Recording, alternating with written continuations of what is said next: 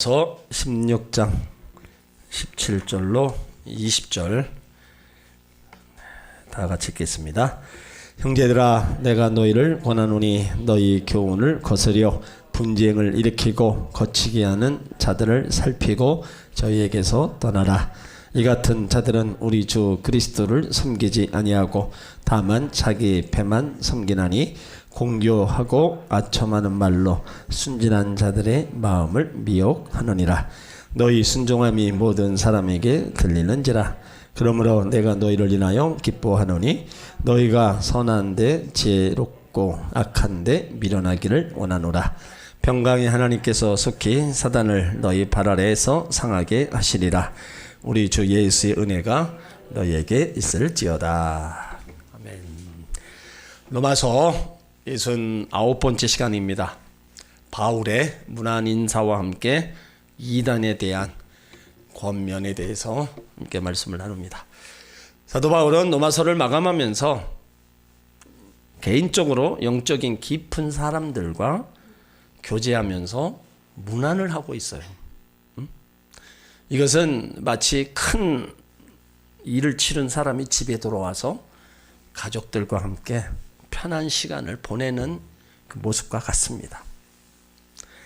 로마서에서 구원에 대한 놀라운 복음을 선포한 바울, 지금까지 분위기를 바꾸면서 감옥에 갔을 때 같이 가주었고 음식과 잠자리를 제공해주고 자신을 격려해 주었던 사람들 일일이 개인적으로 다 문안하고 있습니다. 그러니까 바울의 인간미가 다 담겨져 있는 거예요. 자기가 가는 곳마다 함께 해줬고 도와줬고 집을 내줬고 여러 가지로 다. 그러니까 자기에게 행한 일들을 잃어버리지 않은 겁니다. 여러분, 우리가 살아가면서 나에게 선한 일을 하고 나에게 더 사랑을 베푼 사람은 잊을 수가 없는 거예요. 뭐 반대로 악을 행한 사람도 물론 못 잊겠지만 더 나에게 여러 가지 관심과 사랑과 또 여러 가지 부분으로 베풀어 주신 그 은혜가 있다면 그 사람은 아마 절대로 못 잊을 겁니다. 그래서 나이가 먹어도 생각이 나요. 나이가 먹어도 그분께 받은 사랑, 그분께 받은. 이게 바울이 지금 그 모습이에요. 감옥에 있으면서 한 사람 한 사람 다 생각이 나는.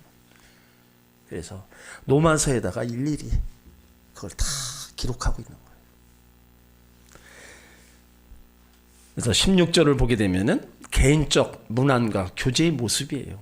너희가 거룩하게 입맞춤으로 서로 문안하라. 그리스도의 모든 교회가 다 너희에게 문안하노라. 그러니까 크리스찬의 교제는 거룩한 입맞춤입니다. 여러분, 입맞춤을 아무나 하고 하지 않습니다. 평상시 깊은 사이거나 특별한 사이에게만 입맞춤을 해요. 그러니까 우리나라 인사법하고는 좀 다르죠. 우리나라는 보통 뭐 손잡는 거. 근데 저 유럽 쪽에는 일단 친한 사이 만나면 먼저 부듬습니다. 끌어안고 볼과 볼을 갖다 대면서 인사법이에요. 근데 그거는 뭐 남녀들이 구분이 안 가요. 좀 알고 친해되면 그것부터 합니다. 그러니까 크리스천이란 뭐예요? 이와 같다는 거예요. 입맞춤의 관계. 가슴과 가슴으로 안아주고 마음과 마음을 모두 쏟아주는 바로 이 아름다운 모습이 있어야 된다. 또 그런 모습이 교회 안에도 있어야 된다. 바울이 문안 인사법을 얘기하고 있어요. 이렇게 16절까지 문안을 마친 바울은 17절에 또다시 분위기를 바꿔요. 로마에 있는 성도들에게 특별한 권면을 하고 있습니다. 그러니까 17절부터 나오는 권면은 의외로 특별한 거예요. 어찌 보면 앞뒤 문맥이 맞질 않아요. 문안 인사하다가 갑자기 방향이 달라져요. 위대한 복음의 진리를 선포하고 크리스천의 삶을 살았던 바울, 개인적인 사랑과의 교제하는 중에 이단에 대한 경고를 말하고 있습니다. 왜 바울이 생각지도 못했던 이단에 대해서 경고하고 있었을까? 거기에는 이유가 있었어요.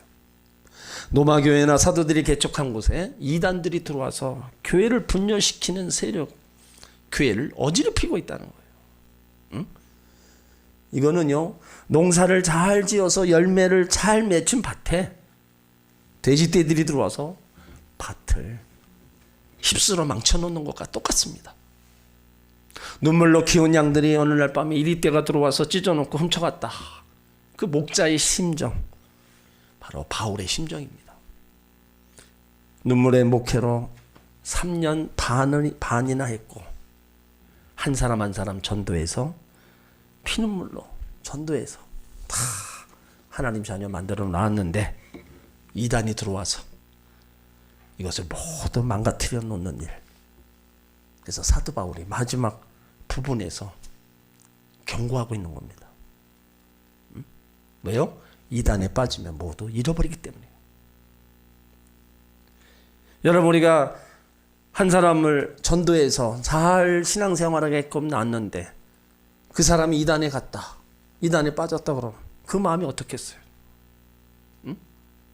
그게 바울이 그런 심정이에요. 초대교회나 지금 예수 믿는 사람들을 유혹하는 이단들, 우리 영을 도둑질하는 이단들이 우리 주변에 참 많잖아요. 근데 이단들의 특징이 뭐예요? 그들이 진짜인 것처럼 보인다는 거예요. 천사와 마귀는 구분하기 어렵습니다. 그래서 사람들이 속아 넘어가는 거예요. 그럴듯하고 성경적이고 복음적이고 전통적이고 예수를 잘 믿는 것 같이 보여요.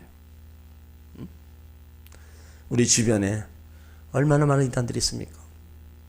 이단 중에도 그 정체를 분명히 알 수 있는 이단들, 뭐 하나님의 교회, 신천지, 통일교, 여호와의 증인, 안식일교 같은 거, 이런 거는 그래도 우리가 좀 알아요.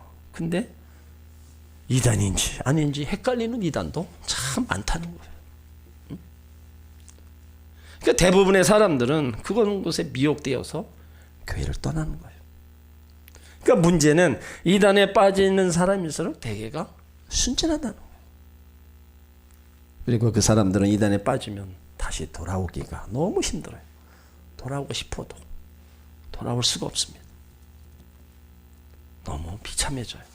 그래서 사도 바울이 마지막 부분에 강조하고 권면하고 있는 거예요. 오늘 사도 바울이 권면하고 있는 내용을 봅니다. 17절 우리 다 같이 있습니다.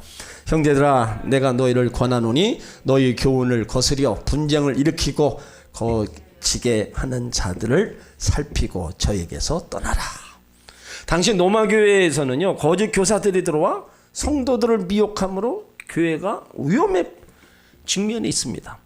그래서 바울은 본서신을 마치기 전에 그 경고와 권면을 하고 있는 겁니다. 여러분이 혹 이단에 빠지지 않더라도 오늘 말씀을 잘 들어야 됩니다.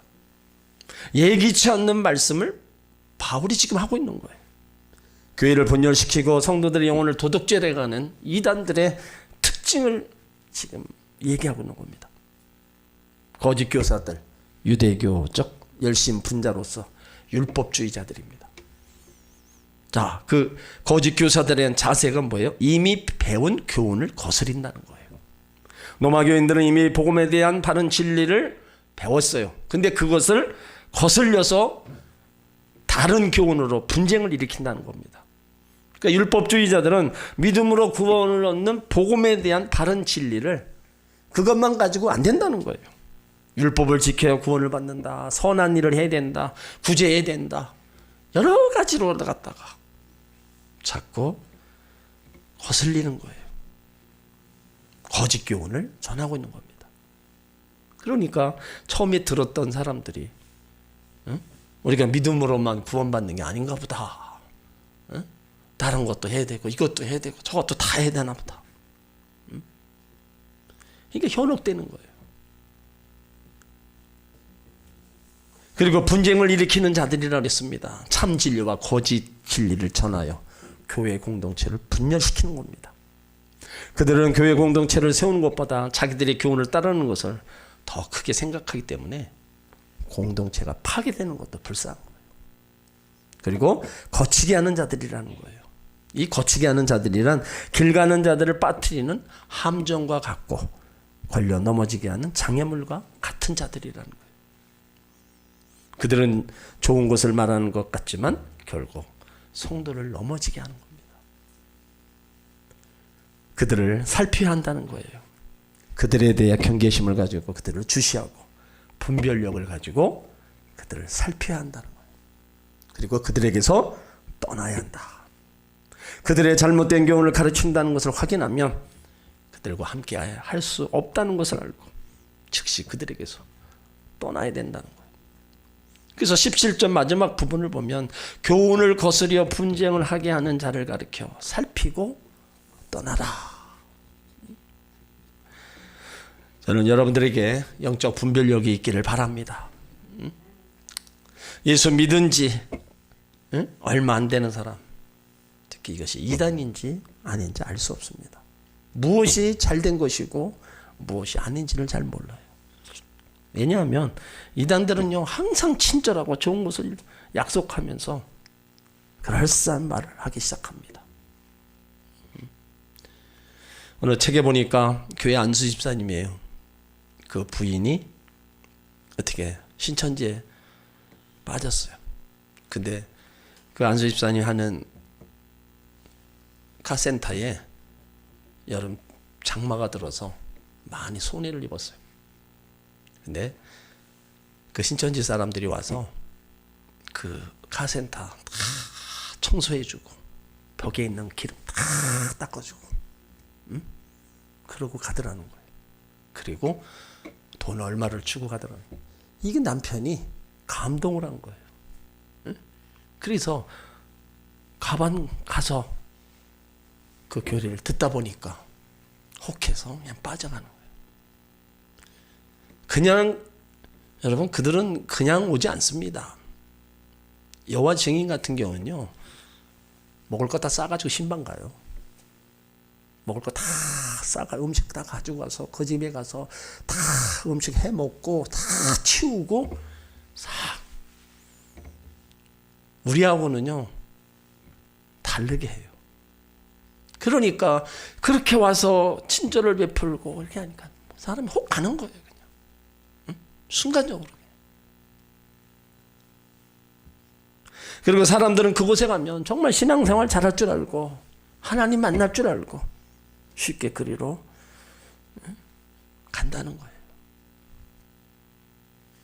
그러니까 이런 사람들을 살펴보라는 겁니다. 살펴보라는 말 조심하고 경계하라는 거예요. 사람이 악한 사람일수록 자기를 노출시키지 않습니다. 여러분 마귀가 검은 망토를 쓰고 송곳니 2개를 내밀고 나는 마귀다 그렇게 나타나요? 응? 그러면 다 도망가죠. 그렇기 때문에 마귀는 항상 양의 가죽을 쓴 이리의 모습으로 나타나요. 응? 천사로 가장하는 겁니다. 그러니까 무엇이 진짜고 무엇이 가짜인지 우리가 영분별을 해야 된다는 거예요. 응? 바울은 지금 그 성도들을 향해서 그게 걱정되는 거예요. 응? 저렇게 믿음으로 구원받았는데 응? 율법주의자들에게 뺏겨서 다 저들이 딴 길로 가지 않을까. 응? 그런 마음으로다가 여기 로마서에다가 기록해 놓은 거예요. 이거는요 지금 우리에게도 똑같은 상황입니다. 응? 구원받은 하나님의 백성들이 신앙생활 잘하다가 한순간에 이단으로 넘어가고 이단에 빠지고 그런 일들이 지금도 일어나고 있다는 거예요. 그러니까 그때 바울의 염려 오늘 바로 모든 주의 종들의 또 성도를 향한 염려입니다. 그래서 17절에 형제들아 내가 너희를 권하노니 너희 교훈을 거스려 분쟁을 일으키고 거치게 하는 자들을 살피고 저에게서 떠나라. 18절을 보면 영적 분별력을 어떻게 가질 것인가에 대해서 말합니다. 자, 18절을 읽습니다. 이 같은 자들은 우리 주 그리스도를 섬기지 아니하고 다만 자기의 배만 섬기나니 공교하고 아첨하는 말로 순진한 자들의 마음을 미혹하느니라. 바울은 그들의 성격에 대해서 말합니다. 이 같은 자들은 우리 주 그리스도를 섬기지 아니하고 자기들 배만 섬기는 자들이다. 그러니까 그들은 진정으로 예수 그리스도를 위한 것이 아니라 자기들의 욕망을 위하는 자들로서 욕망에 사로잡혀 그것에 종로로 타는 자들입니다. 정욕적이고 세속적이고 마귀의 속성을 가지고 있는 자들이에요. 그들은 진짜 예수 믿는 사람이 아니었다. 응?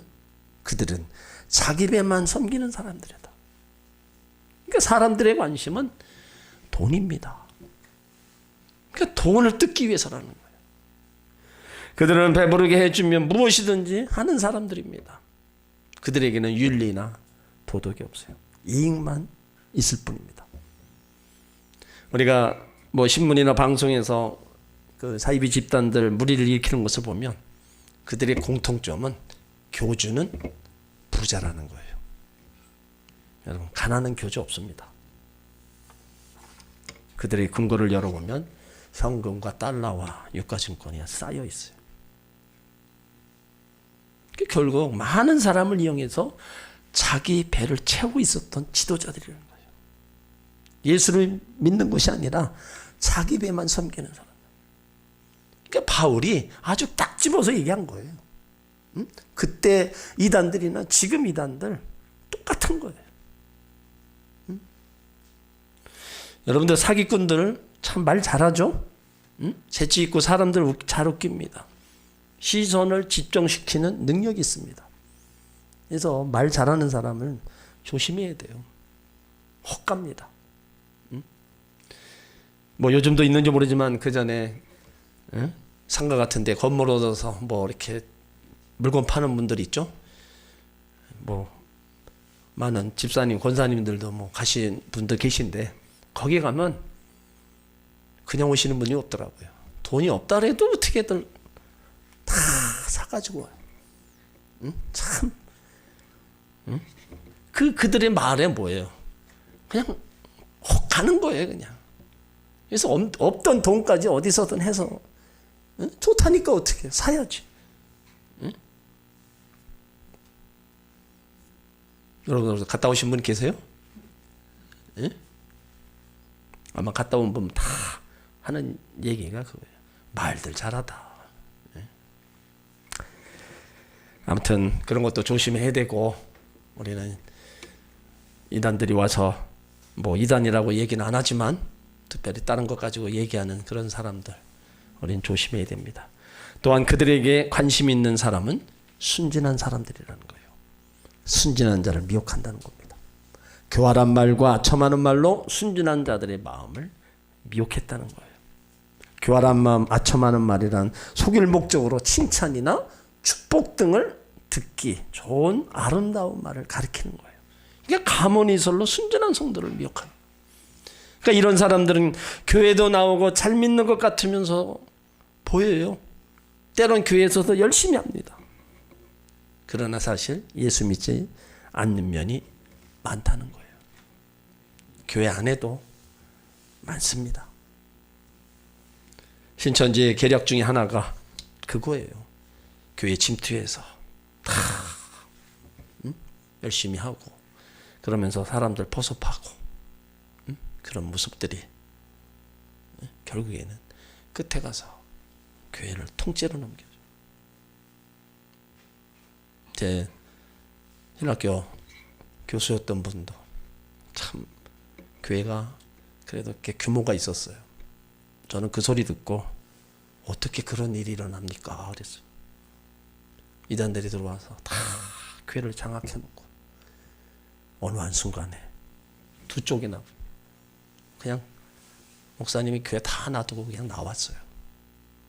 나와서 따르게 상가 얻어서 따르게 교회하고 있어요. 정말로 생각지 못했던 그와 같은 교회가 어떻게 저렇게 넘어가냐. 그러니까 그런 일들은요, 참 뭐 누가 일어나는 게 아닙니다. 한번 그들의 전략에 한번 들어가면 그렇게 되는 거예요. 그러니까 정신을 똑바로 차려야 돼요.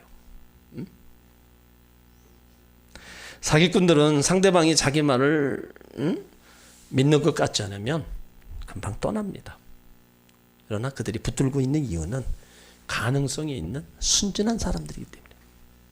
그러니까 순진한 사람의 문제는 이단에 쉽게 빠지기 쉽고 이단에 빠지고 나면 돌아오지 못한다는 거예요. 이단에 들어갔다가 눈물 흘리고 정신병이 걸리고 폐가망신하는 분 여러 봤습니다. 우리는 또 왜 조심해야 되느냐? 자, 마태복음 24장 23절 24절을 보시기 바랍니다.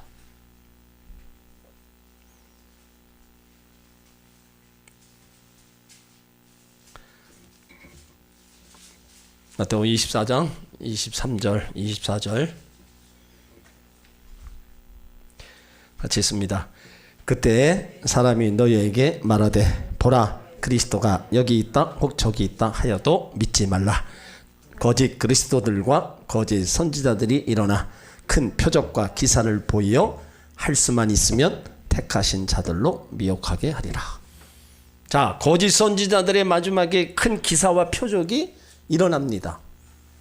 그런데 왜 그렇게 거짓 기사들이 표적들이 일어나요? 할 수만 있으면 택하신 자들을 미혹하기 위해서. 여기 24절 마지막을 잘 보셔야 돼요. 할 수만 있으면 택하신 자입니다. 다른 사람이 아니에요. 예수 믿는 자를 미혹하게 한다는 거예요. 믿지 않는 사람을 상대하는 게 아닙니다. 믿는 사람을 상대한다는 거예요. 그러니까 조심하는 거예요. 그러니까. 이단들, 거짓 선지자들, 믿는 사람들을 그렇게 가만히 내버려 두시라는 거예요. 여러분들의 신앙생활, 우리가 하나님 중심, 교회 중심, 말씀 중심으로 하면 절대로 이단에 빠지지 않아요. 근데 자꾸 다른 데 기웃거리고 그러다 보면 빠지는 겁니다. 여태까지 신앙생활 잘해왔는데 마지막에 가서 이단에 빠져서 그의 삶도 그렇고 그 영혼까지도 다 버림받는, 정말 안타까운 거예요. 그래서 바울이 17절 마지막에서 살피고 떠나라는 거예요. 떠나라. 다른 방법이 없어요. 떠나는 것밖에. 15장에서는 믿음이 약한 자를 돌봐주고 연약한 자를 돌봐주기로 받아주라고 얘기하고 있어요. 그런데 교활한 사람은 끊어야 된다는 거예요. 의도적으로 순진한 척하면서 교회를 흩어놓고 분열시키고 고통을 주는 사람에 대해서 바울은 살피고 동정심을 바라지 말고 끊으라고 얘기하는 거예요. 용서해 줘야 할 것 같은데 끊으라고 한 이유는 지금은 조용히 있을 수 있지만 후에는 또다시 문제를 만들기 때문이라는 거예요.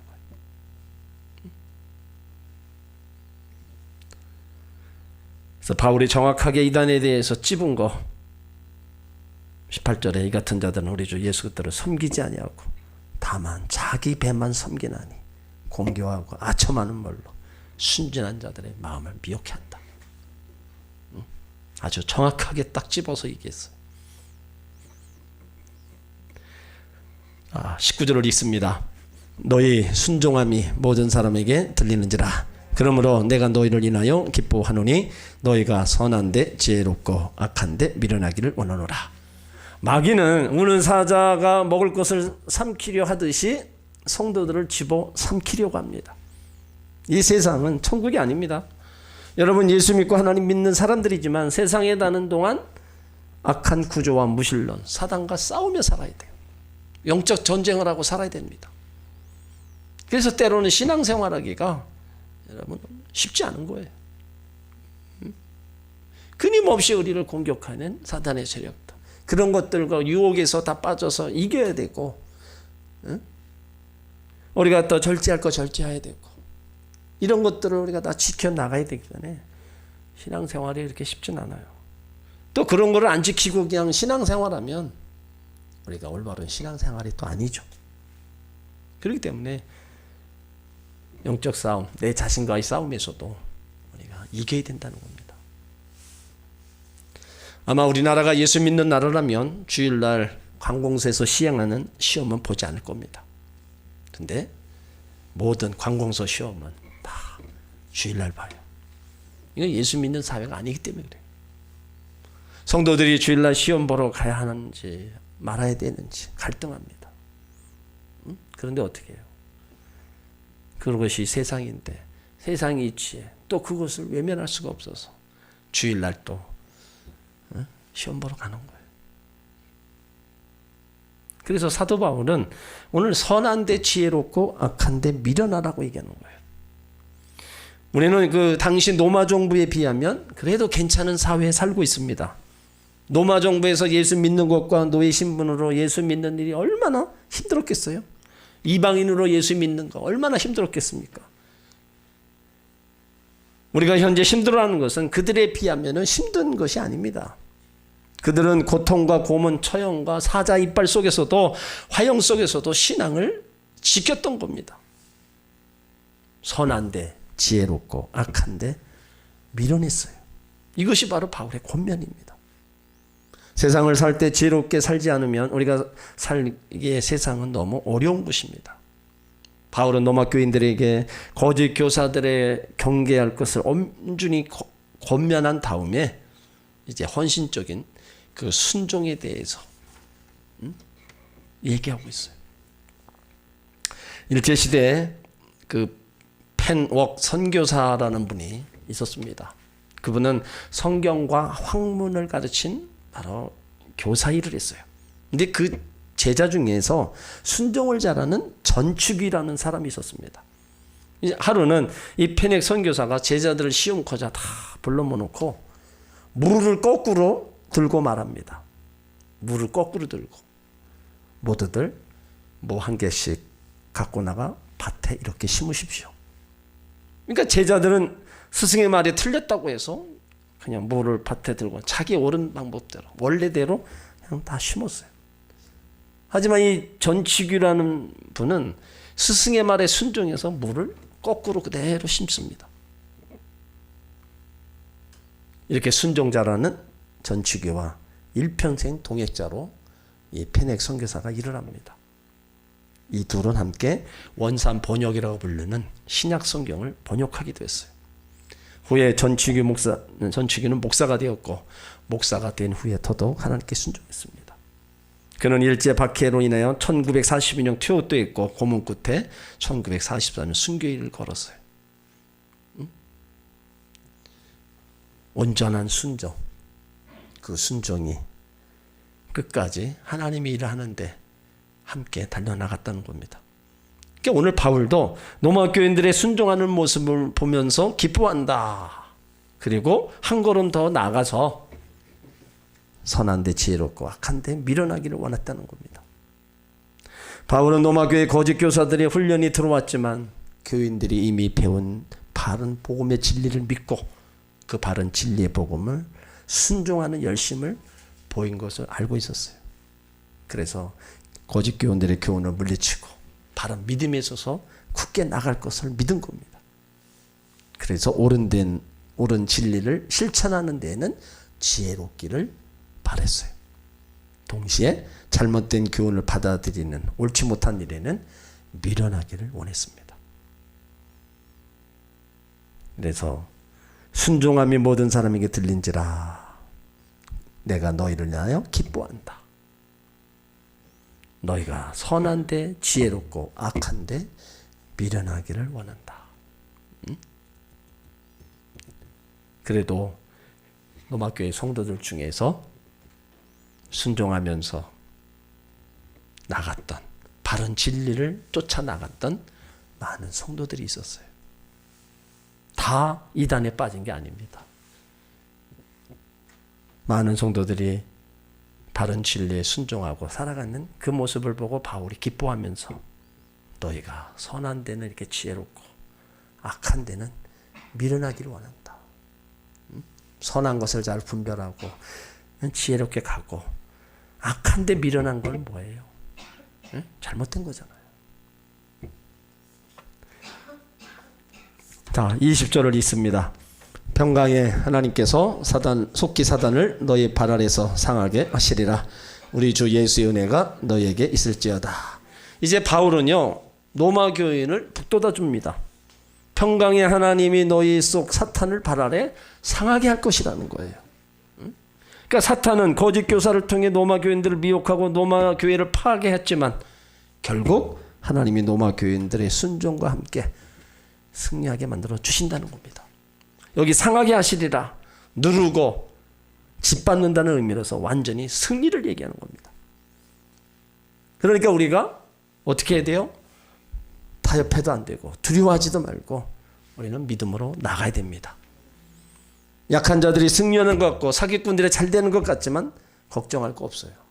최후 승리는 우리의 것입니다. 사단은 처음 이기긴 하지만 하나님의 사람들은 마지막에 이기는 겁니다. 두려워하지 말 것은 하나님이 우리에게 평강을 주시기 때문입니다. 사단을 우리 발 아래 밑에 놓겠다는 거예요. 나를 신뢰하라, 나를 바라보라는 말씀입니다. 복음은 로마 정부도 이겼고 복음은 종교개혁도 일으켰습니다. 그 어떤 세력도 다 복음은 다 물리쳤어요. 그렇기 때문에 최후 승리는 바로 주의 백성들 거다. 하나님께서 속히 사단을 내 발에 상하게 하시리라. 그러므로 우리가 하나님 말씀 안에서 바로 딱 요동없이 달려가면 우리 앞에 다가오는 모든 대적들 하나님이 다 쫓아주시고 다 원수마귀들 제거해 주시고 우리를 승리케 만들어 주신다는 거예요. 그러니까 우리가 하나님의 자녀들이 하나님 앞에 있어야 될 이유가 여기 있는 거예요. 딴 데 가서 우리가 어떻게 원수마귀를 이겨나갈 수가 있어요? 그들의 밥이 될 수밖에 없는 거예요. 주님 앞에 있을 때 우리는 이렇게 하나님이 우리를 향하시는 일들을 통해서 우리가 보호를 받고 또 은혜 속에 살아갈 수 있는 겁니다. 그러면서 바울이 예수 그리스도의 은혜가 너에게 있을지어다 축복해 주는 거예요. 그러니까 바울은 참 예수님 만나고 나서 그의 일생 삶을 보면 예수님에게나 하나님 나라 복음을 위해서나 또 그들에게 성도에게나 어느 하나 소홀히 하지 않았어요. 개척한 교회 성도들 이단에 빠져서 분열시키는 이런 일들 결코 원하지 않았습니다.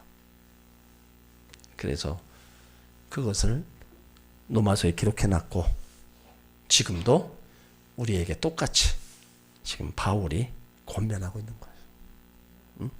절대로